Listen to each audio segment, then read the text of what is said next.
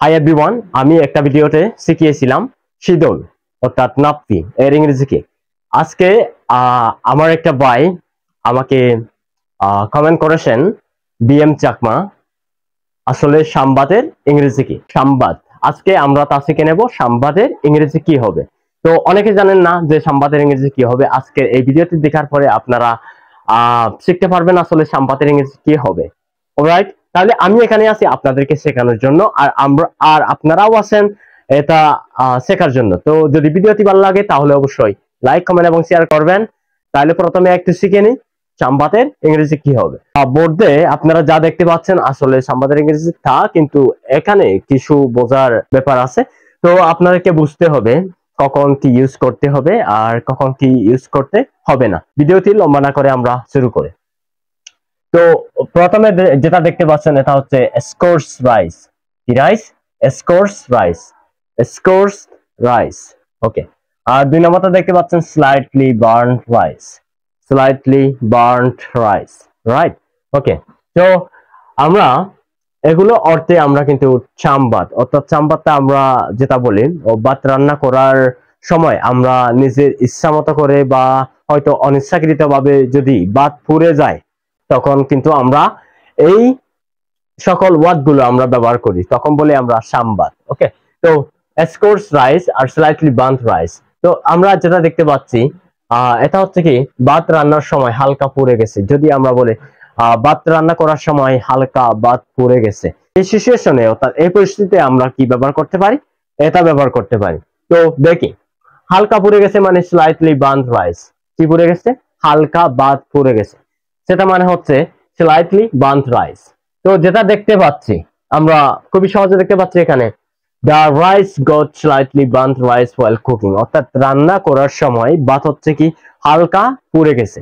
আপনারা যখন ভাত রান্না করেন তখন আপনাদেরও ঠিক একইভাবে অনেক সময় কিন্তু ভাত পুড়ে যায়, হয়তো ইচ্ছাকৃতভাবে আবার অনেক সময় অনিচ্ছাকৃতভাবে। তো যদি হালকা ভাবে যদি স্লাইটলি যদি ভাত পুড়ে যায় তখন আপনারা ব্যবহার করবেন স্লাইটলি বার্ন রাইস। ওকে। অর্থাৎ হালকা করে, একদম হালকা করে পুড়ে গেছে এরকম বোঝাতে আমরা ব্যবহার করব স্লাইটলি বার্ন রাইস। তো ভাত রান্নার সময় হালকা পুড়ে গেছে, তাহলে the rice got slightly burned while cooking.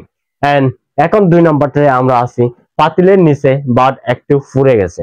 এখন যে আমাদের পথ আছে, পথ মানে বলতে বোঝায় এই হাড়িও বোঝায় কিন্তু, আর এখানে পাতিল, হ্যাঁ, পাতিলের নিচে বাট একটু পুড়ে গেছে যদি এরকম বোঝায় তখন আপনারা খুবই সহজে ব্যবহার করবেন scores rice. Coarse rice. Coarse rice. Alright, তাইলে দেখি there's a bit of scored rice at the bottom of the pot. এখানে বলা হয়েছে কি পাতিলের নিচে বাট একটু পুড়ে গেছে। There's a bit of scored rice at the bottom of the pot. তাহলে এখানে আরো গুরুত্বপূর্ণ একটা তথ্য হচ্ছে কি বার্ন ক্রাস্ট, যেই অংশটা পুড়ে যায়। আমরা যখন ভাত রান্না করি অনেক সময় তো মানে সবগুলো ভাত পুড়ে যায় না, যেই অংশটা সাম্বাত হয় অর্থাৎ পুড়ে যায় সেই অংশটাকে আমরা বলি ইংরেজিতে বার্ন ক্রাস্ট, অর্থাৎ পোড়া অংশ। যেই অংশটা পুড়ে যায় ওটা বলি আমরা বার্ন ক্রাস্ট। তো আমরা দেখতে পাচ্ছি এখানে দুইটা সেন্টেন্স, ভাত রান্নার সময় হালকা পুড়ে গেছে। হালকা পুড়ে গেছে মিন্স স্লাইটলি বার্নড রাইস।